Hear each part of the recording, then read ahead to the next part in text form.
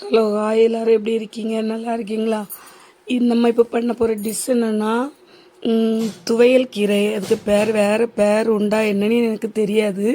இப்படி ஒருத்தவங்க சொன்னாங்க. ஆனால் அது நல்லா இருந்துச்சு கீரை. நானும் பண்ணி சாப்பிட்டு பார்த்தேன். ரொம்ப சூப்பராக இருந்து அது ஒரு வீடியோவை எடுத்திருக்கேன் பாருங்கள். அந்த கீரை எப்படி இருக்குது பார்த்தீங்களா?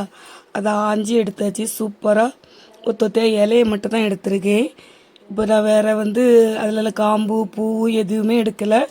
இலையை மட்டும் எடுத்து நல்லா சுத்தம் பண்ணி வச்சுருக்கிறேன்.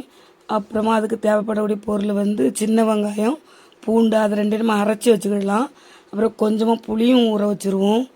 சின்ன வெங்காயம் பூண்டையும் நல்லா உரித்து அதை அது கூடல 1 ஸ்பூன் மிளகாத்தூள் போடுங்க.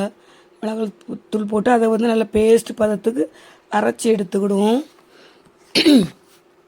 இந்த கீரைக்கு வேறு என்ன பேருன்னு தெரில. கீரையை ஆஞ்சி நல்லா பொடிசாக கட் பண்ணி நல்லா கழுவி வச்சுருக்கேன். 4-5 தண்ணி கழுவிடுங்க. அதுக்கு தேவைப்படக்கூடிய பொருளெல்லாம் நான் கட் பண்ணி வச்சுருக்கேன். அதுக்கு ஒரு வெங்காயம் எடுத்து கட் பண்ணிவிடுங்க, பெரிய வெங்காயம்.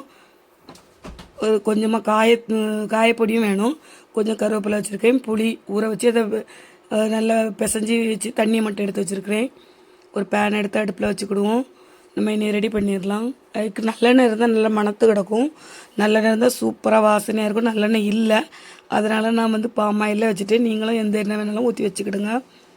கொஞ்சமாக எண்ணெய் ஊற்றிக்கிடுங்க.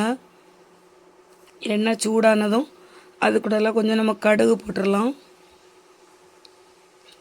கொஞ்சமாக கடுகு போட்டுருவோம். கடுகு பொரிஞ்ச உடனே நமக்கு ஒரு வெங்காயம் கட் பண்ணி வச்சுருக்கோம். ஒரு வெங்காயமும் 2 கொத்து கருவேப்பிலையும் வச்சுருக்கோம். அதெல்லாம் சேர்த்து தட்டிடலாம். அதுக்குள்ளே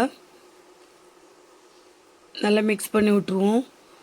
மிக்ஸ் பண்ணி விட்டுட்டு கொஞ்சம் லைட்டாக வேகட்டு. கொஞ்சம் வெந்தால் தான் நல்லாயிருக்கும். இந்த கீரை இதுக்கு முன்னாடி வச்சது கிடையாது, ஆனால் நான் சாப்பிட்ருக்கேன். நல்லா இருக்கும். ஆனால் இந்த கீரைக்கு பேர் தான் தெரியல. நம்ம அரைச்சி வச்சுருக்க அந்த பேஸ்ட்டையும் இதுக்குள்ளாடி தூக்கி ஊற்றிடுவோம். கொஞ்சமாக தண்ணியும் ஊற்றிக்கிடுங்க. அந்த மிக்ஸி ஜாரை கழுவி லைட்டாக கொஞ்சம் தண்ணி ஊற்றிக்கிடுங்க. தண்ணி ஊற்றி நல்லா மிக்ஸ் பண்ணி விட்ருங்க. ஒரு 1/2 ஸ்பூன் உப்பு போட்டுடுங்க. அப்புறமா கொஞ்சமாக காயத்தூள் போடுங்க. ஏன்னா உப்பு ரொம்ப போட்டுறாதுங்க, தேவைக்கு தக்கன போட்டுடுங்க. வேறு புளி கரைசலையும் தூக்கி ஊற்றிடுவோம். ஊற்றி நல்லா கொதிக்கட்டு கொஞ்சம் மூடி போட்டு விட்டுறலாம். நல்லா கொதிக்கட்டு நல்லா கொதித்து கொஞ்சம் அந்த வெங்காயம் அந்த மிளகா நம்ம அரைச்சி வச்சுருக்கோம்ல அதெல்லாம் பச்சை வாசனை போனோடனே நம்ம நறுக்கி வச்சுருக்க கீரை எடுத்து அதை கூட மிக்ஸ் பண்ணிடுவோம். மிக்ஸ் பண்ணி நல்லா கிளறி விடுங்க. எவ்வளோ கீரையாக இருந்தாலும் அப்படியே அமிங்கிரும். கொஞ்சம் தான் இருக்கும். ஒரு பாத்திரம் நிறைய இருந்துச்சு பார்த்தீங்களா? இவ்வளோ தான் இருக்குது. அப்படியே அமிங்கிரும். நல்லா மிக்ஸ் பண்ணி விட்ருவோம். தேவை இருந்தால் உப்பு போட்டுடுங்க. தண்ணி நம்ம இனி சேர்க்கக்கூடாது. ஃபஸ்ட்டில் ஊற்றுன தண்ணியே போதும். ஆனால் அந்த பச்சை வாசனை போகிறது வரைக்கும் நல்லா பெரட்டிகிட்டே இருங்க. நல்லா பெரட்டினோன்னா அந்த பச்சை வாசனை போயிட்டுருந்துச்சுன்னா நல்லா மணமாக இருக்கும். இனி லாஸ்ட்டில் கொஞ்சமாக தேங்காய் ஊற்றிடுங்க. தேங்காய் ஊற்றினா தான் நல்லாயிருக்கும். கொஞ்சமாக தேங்காய் ஊற்றி நல்லா பெரட்டி விட்டுருங்க. பிடிச்சிருந்தால் லைக் பண்ணுங்கள், ஷேர் பண்ணுங்கள், கமெண்ட் பண்ணுங்கள்.